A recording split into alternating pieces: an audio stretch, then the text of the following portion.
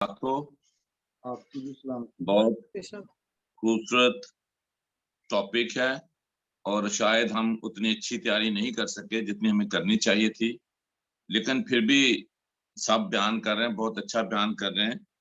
तो खुदा यीशु मसीह जो है हमारी जिंदगियों में उनका आना और होना बहुत ही बहुत ही एक अजीम और सुपर नेचुरल सारी बातें हैं, इसलिए कि हम पाक कलाम भी बताता है और हम यीशु मसीह के बगैर हम कुछ भी नहीं है।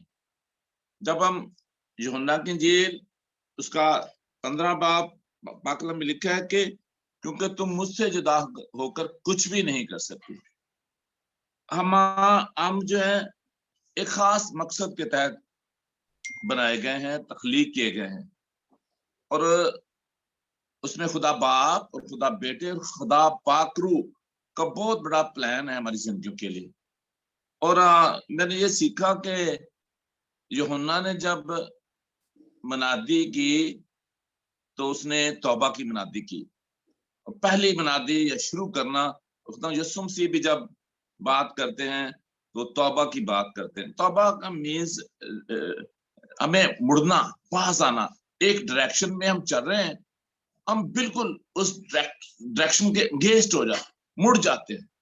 फॉर एग्जाम्पल, चलो हम सब जानते हैं खुदा के खादम बैठे हैं और सारे कलाम को जानने वाले, हम बुराई की तरफ जाते हैं, गुनाह की तरफ जाते हैं, तो हमें बिल्कुल उसके ऑपोजिट हो जाना, वापस मुड़ना, खुदा की तरफ आना है। और मैं देखता हूँ जैसे सिस्टर नुसरत बता रही थी कि किस तरह खुदा जो है कौम बनी इसराइल को गाइड करता है। जब वो बुत प्रस्ती की तरफ ये सीढ़ते हैं, खंबे लगाने, ऐसे काम करते हैं, और उस जमाने के जो बादशाह जो अपने आप को खुदा समझते थे, खुदा उनसे हमें रोकता है, कौम इसराइल को भी रोकता है।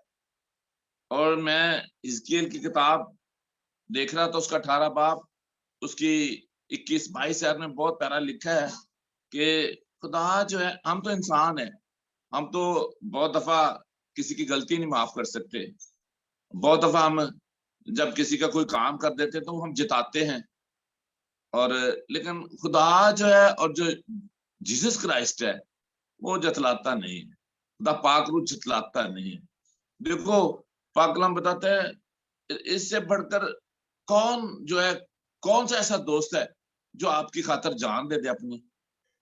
सिर्फ ओनली जीसस क्राइस्ट, जिसने सारे इंसानों की खातर, बनी ना इंसान की खातर आपने आपको सलीब पर खींच दिया। और मैं बता रहा था हिजकीएल 18 बाब उसकी 21-22 आयत में लिखा है, मैं पढ़ना चाहूंगा कि पाक कलाम में लिखा है, जो जान गुनाह करती है वही मरेगी। बेटा बाप के गुनाह का बोझ न उठाएगा, ना बाप बेटे के गुनाह का बोझ। साधक की सदाकत उसी के लिए होगी और शरीर की शरारत उसी के लिए। लेकिन अगर शरीर अपने तमाम गुनाहों से जो उसने किए हैं बाज आए और मेरे सब आयन पर चलकर जो जायज और रवा है करे, तो वो यकीनन जिंदा रहेगा, वो ना मरेगा। ये खुदा का वादा है, ये जीसस क्राइस्ट का प्रॉमिस है, ये पाक रूह का प्रॉमिस है कि जब हम तौबा करते हैं, उसकी राह पर चलते हैं, उसकी पैरवी करते हैं, तो फिर वो हमारी खताओं को, गुनाहों को, गलतियों को भूल जाता है, दोबारा कभी याद नहीं करता। लेकिन हम इंसान होते हुए हम दूसरे की गलती को बड़ा याद रखते हैं, दूसरे का कोई छोटा मोटा काम करते हैं उसको भी बड़ा याद रखते हैं और जतलाते भी हैं। लेकिन मैं बहुत मुख्तर तौर पर फिर आपको एक दफा कहना चाहूंगा, खुदावंद यीशु मसीह का दुनिया में आने का मकसद और मेरी जिंदगी में आने का मकसद यह है, जिस तरह यूहन्ना की इंजील उसके 15 बाब में लिखा है कि मैं अंगूर का दरख्त हूं, डालियां तुम हो, जो मुझ में कायम रहता है मैं उसमें, वही बहुत फल लाता है, क्योंकि मुझसे जुदा होकर तुम कुछ नहीं कर सकते। और हाँ, अगर कोई मुझ में कायम ना रहे तो वो डाली की तरफ फेंक दिया जाता है। हमें खुदा यीशु मसीह में कायम रहना है, उसकी मोहब्बत में कायम रहना है, उसके आयन की, उसके हुक्मों की पैरवी करना है। और अगर अभी तक हम तौबा भी कई लोग कर लेते हैं, लेकिन अपने काम भी नहीं छोड़ते, लेकिन आज भी मुझको जरूरत है कि मैं अपनी बुरी राहों से बाज आऊं और खुदावंद की पैरवी करूं, यीशु मसीह की पैरवी करूं।